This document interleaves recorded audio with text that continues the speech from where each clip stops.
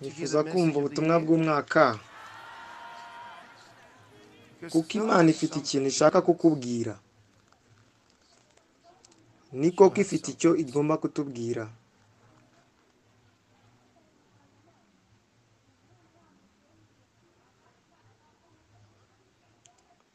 Ngiye gutangirira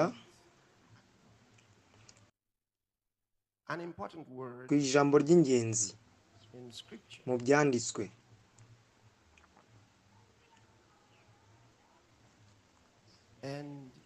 Kandi ni ijambo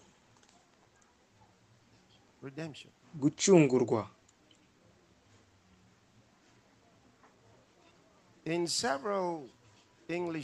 Mu nkoranyamagambo nyinshi z'icyongereza iryo jambo risemurwa muri ubu buryo. Ngiye kubahereza amagambo amwe y'ubusobanuro bw'ingenzi. Ni igikorwa cyangwa se uburyo bwo gucungura, kugura ikintu cyangwa kwishyura, gukuraho umwenda binyuze mu kwishyura ideni ry'inguzanyo,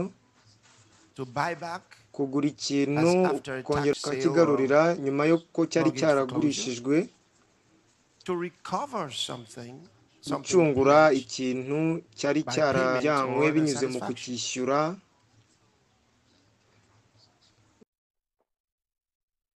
gusohoza isezerano cyangwa se gusohoza icyo wavuze, gukuraho ikosa cyangwa se gukosora ikintu kibi wari warakoze,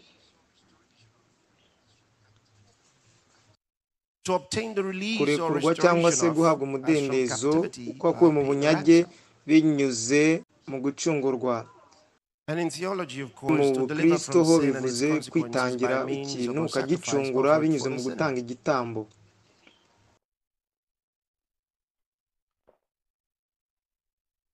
Noneho dore ubundi busobanuro bw'ingenzi nshaka ko mutega amatwi neza. Harimo kuvuga ngo gutanga impapuro z'ubwishyu kugira ngo baguhereze agaciro kazo, kwikura ku kintu cyangiza, gukuraho umugayo cyangwa se ideni.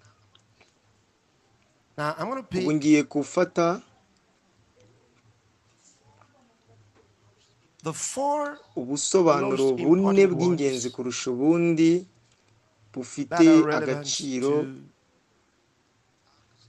kandi bugendanye n'ibyo tugiye kuganira by'uyu mwaka. Ni ubusobanuro bworoshye. Icya mbere ni ugukiza umuntu icyaha binyuze mu gitambo gitangirwa umunyabyaha.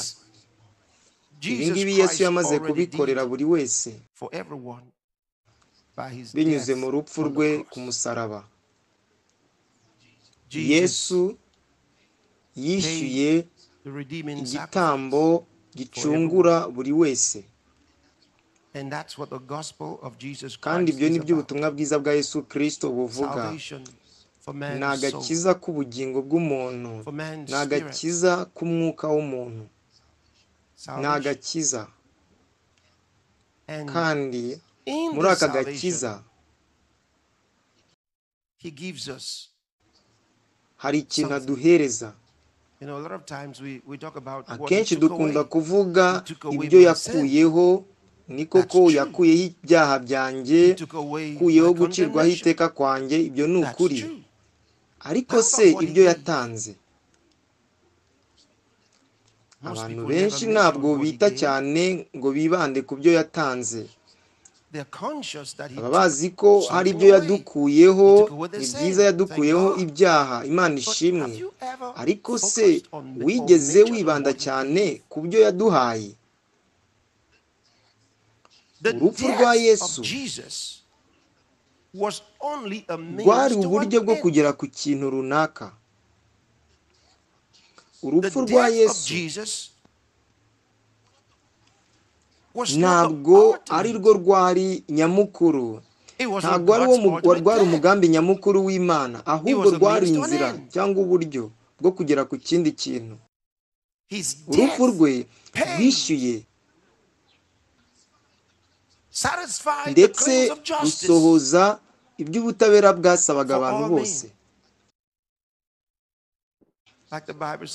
Nk'uko Bibiliya itubwira ngo binyuze muri uyu muntu mubwirizwa gukurwaho ibyaha, kandi binyuze kuri we abantu bose bacungurwa ndetse bagatsindishirizwa ku bintu byose batabashaga gutsindishirizwa n'amategeko ya Mose. Rero urupfu rwe rwakuyeho ideni, ariko hari ibindi byinshi birenzeho. Kuzuka kwe, kandi mu bisobanukirwe, ubukristo ntabwo butangirira ku rupfu rwa Yesu Kristo. Ubukristo butangirira ku kuzuka kwa Yesu. Kuzuka kwa Yesu Kristo ni ingenzi cyane. Kereka umuntu yizeye kuzuka kwa Yesu Kristo ntabwo yakizwa. Aho niho agakiza kari. Ntabwo agakiza kari mu rupfu, ahubwo agakiza kari mu kuzuka. Kandi urabizi ko igitoya kiba kiri mu kinini. Hatabayeho urupfu ntabwo habaho kuzuka. Ariko binyuze mu kuzuka kwe, Bibiliya ivuga ko yatuzaniye gutsindishirizwa. Reka ibi ngibi mbibasobanurire mu ncamake. Kubera iki habaho gutsindishirizwa? Gutsindishirizwa bivuzwe gukurwaho ikibi, ukitwa umwere.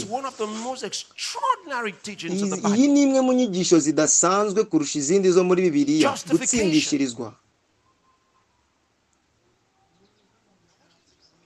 Ndashaka ibingi mu bitekerezaho gutya kuko ni ingenzi cyane. Ubwo Yesu yapfaga, yapfuye mu cyimbo cyacu.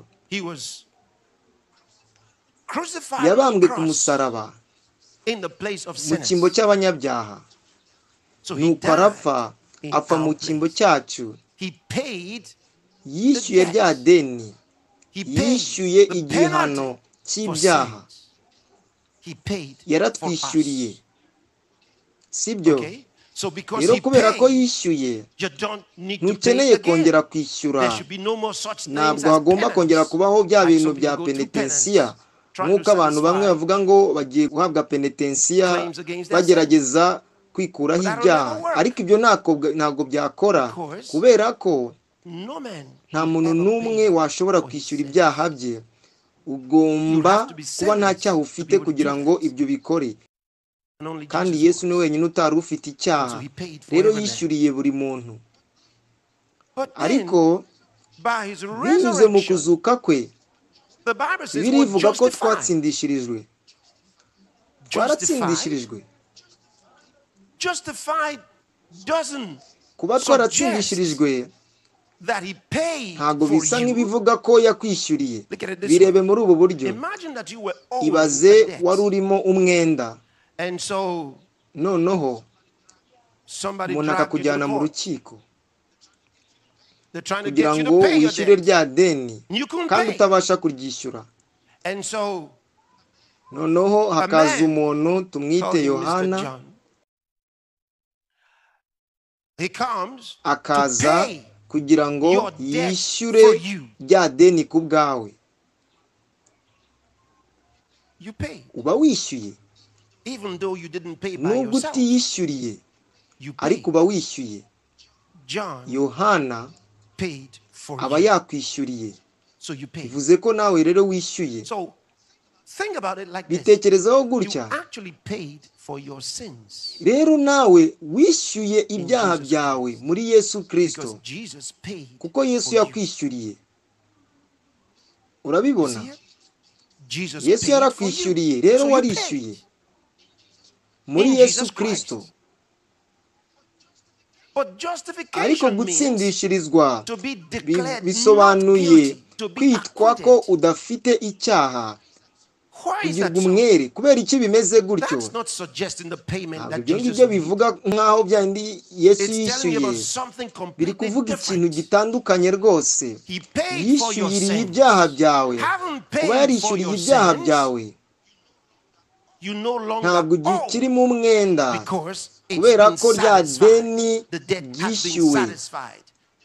Ibyo ngibyo ntabwo bikugira uwatsindishirijwe cyangwa ngo bikugira umwere. Oya, uba wishyuye. Mu gutsindishirizwa bizanwa no kuzuka kwa Yesu, witwa kuri umwere. Nta kintu na kimwe cy'ideni uba ufite. Uba wakuyeho ibyaha byose byaguhanaguweho, wagizwe umwere. Kubera iki? Kubera ko kuzuka kwa Yesu Kristo kwatuzaniye ubuzima buhoraho kandi kuguhesha ubwo buzima bushya bwatumye uba icyaremwe gishya.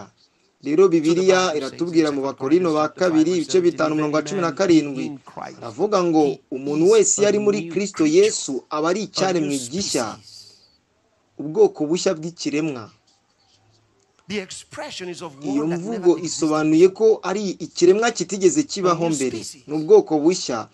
Uri umuntu mushya rwose, ufite ubuzima bushya, uri wa muntu utarigeze ubaho mbere.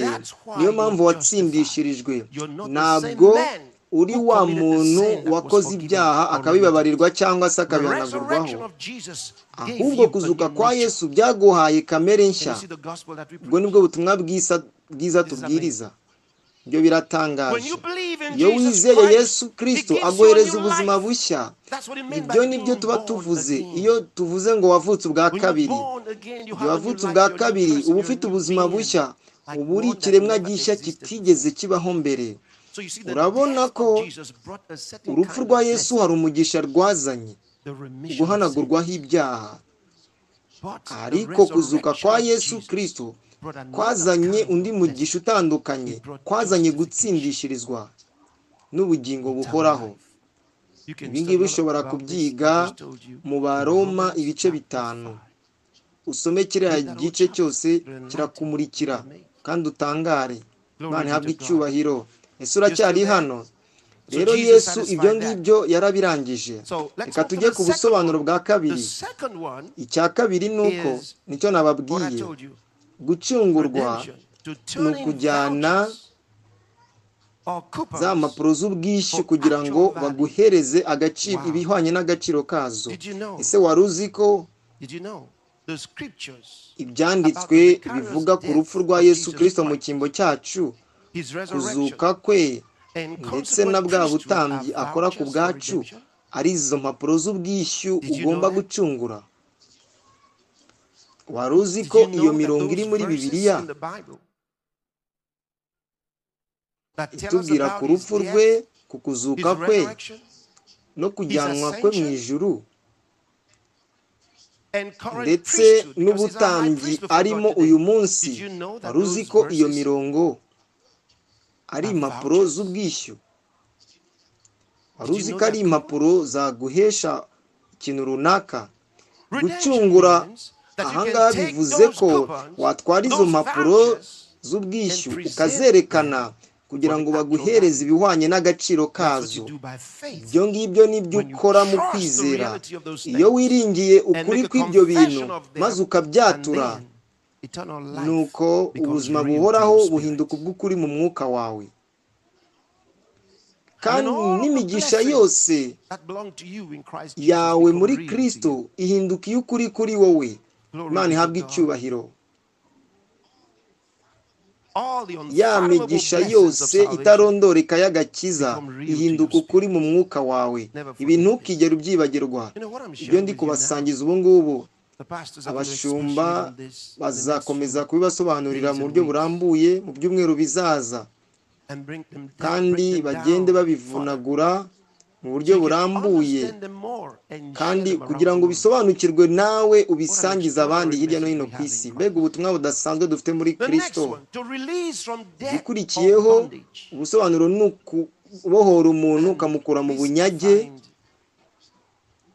Ibi ngibi nabonye bitangaje cyane. Gucungura.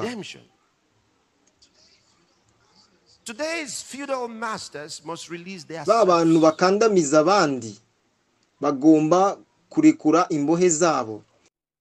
And hear what I'm Mwumva telling icyo you. ndi kubabwira. There are feudal Hari nations ibihugu bitegeka ibindi, hari ibigo biganza ibindi, that are holding others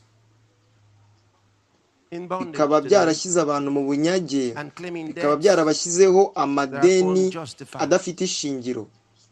They must release. Bagomba kubarekura, They must bagomba let the kureka people abo go. bantu bakagira umudendezo. If they will not let them Nibatabareka go, ngo bagire umudendezo, in this muri uyu mwaka wa 2024, 2024 this shall be as a plague, bizababaho nk'icyorezo harassment, kandi an annoyance, bibagwe nabi ndetse and bitume batagira amahoro. to nations and organizations Bene abo who bantu, are ibyo bihugu ndetse n'ibigo who have become feudal byakandamije masters abandi, and turned bigatuma others to abandi serfs. bahinduka abacakara. It's been far too long. Hashize igihe kinini, There has to be a hagomba change. kubaho impinduka, hagomba kubaho There has to be a impinduka. change. Ikindi gikurikiyeho, If they niba will batabikora, not, those who have found abo themselves ngabo bisanze in these bari muri illegitimate iyi debts myenda idafite ishingiro, itemewe n'amategeko, ndetse and n'ubu wicked bunyage bondage burimo ubugome, must bagomba extricate kwibohora themselves from these detrimental bakigobotora treaties. aya masezerano mabi. And I'm speaking Kandi ibi ngibi ndabivuga to individuals as well as to mbwira nations. abantu ku giti cyabo, ndetse The time has ndabwira come for a n'ibihugu change. ko igihe kigeze kugira ngo habeho Because impinduka, this year kubera ko uyu mwaka is the year ari umwaka of redemption. wo gucungurwa.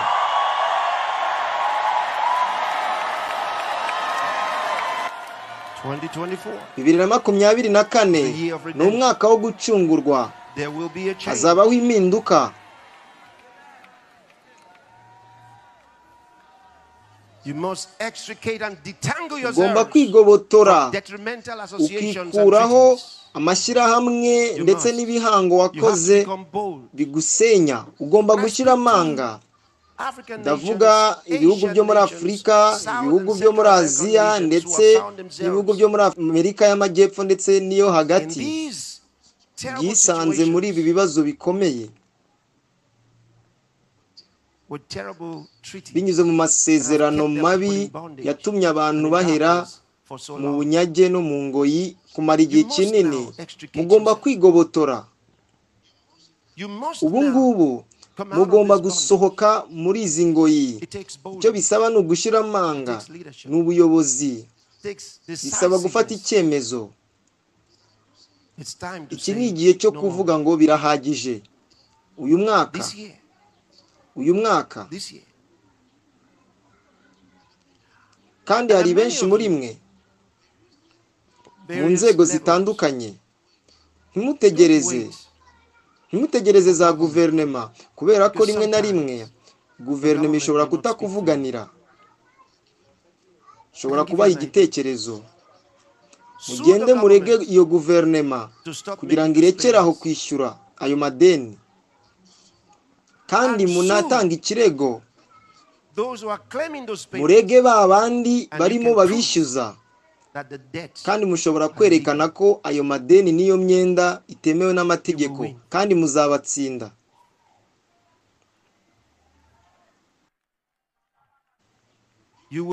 Muzabatsinda. Mushaka abanyamategeko barenza abandi beza, mushaka abanyamategeko beza, muzatsinda.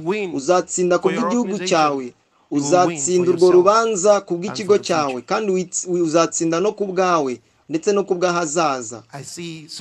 Ndabona ibihugu byinshi biri mu bukene bukabije, bahora bishyura amadeni adakenewe, kubera ko benshi ntabwo bigeze bafata icyemezo ku byo babasha gukora. Kanguka, hari ibisubizo, kandi ababwira ko hari ibisubizo. Itsinda rimwe muri mwe mushobora kurega icyo gihugu. Birashoboka. Mutange ikirego, murege guverinoma, mutume bahagarika kwishyura iyo myenda. nibyo While the case is igihe in court, urwo the rubanza payment ruzaba will ruri mu rukiko, ibyo byishyu bizaba bihagaze, noneho mutangire muburane and sue the illegitimate kandi claimants. munatanga ikirego murege babandi barimo babishyuza ibihugu, Sue them at the international mubarege mu courts. nkiko Sue them. mpuzamahanga, You will win. muzatsinda urwo rubanza. Youth organizations, don't mortgage Ibigo your future. by'urubyiruko mwe kugurisha ahazaza hanyu, mushira amanga kandi mugerageze ibyo ndi kubabwira kuko benshi ntibigeze babigerageza. There's more than Hari enough proof ibihamya byinshi birenze ibihagije that the debts that bigaragara are ko being paid imyenda irimo irishyurwa being isabwa claimed na ba bandi from yishyuzwa Africa, Asia, Afurika, Aziya, Amerika South y'Amajyepfo na Amerika yo Central hagati, America, ko don't iyo have to myenda pay. idakenewe kwishyurwa, They have been ahubwo yishyuwe overpaid. birenze. Kandi iki ni time for igihe cyo redemption. gucungurwa. And 2024 ni is ugucungurwa, redemption. And one of kandi the definitions is to ubusobanuro bumwe extricate yourself twavuze from ni ukwigobotora something that is ikintu detrimental. In kigusenya. this case, Muri ubu ngubu icyo turi kuvugaho associations ni aya and mashyirahamwe n'aya masezerano, ni igihe cyo kuyasohokamo. Kandi Imana iri God is saying kukubwira to those who are holding them kubwira ba captive, bandi let me baboshya abandi ngo mureke abantu banjye bagende. Uyu rero ni umwaka uzazana impinduka, impinduka zidasanzwe. Ntabwo watinya umwanzi wawe. Gutinya umwanzi wawe ni ukumuha ubushobozi, and your kandi adversary umwanzi is wawe not ntabwo God. ari Imana. Do not Ntubatinye, fear. They are not as powerful as you have. ntabwo bakomeye nk'uko ubitekereza, ahubwo ni abanyantege nke. Mbega umwaka winjiyemo, mbega umwaka winjiyemo. Tanga za mpapuro zawe z'ubwishyu, tanga za mpapuro zawe z'ubwishyu kugira ngo uhabwe agaciro kazo. Hallelujah. That means Bivuze make ngo claims on the true blessings reka of Christ this usabe, year. reka usabe claims on what he utegeke gave bya you. bindi yaguhaye, reka usabe bya bindi yaguhaye. Ndakubwira ko ari I igihe, said it's time. igihe cyageze, It's time. igihe cyageze.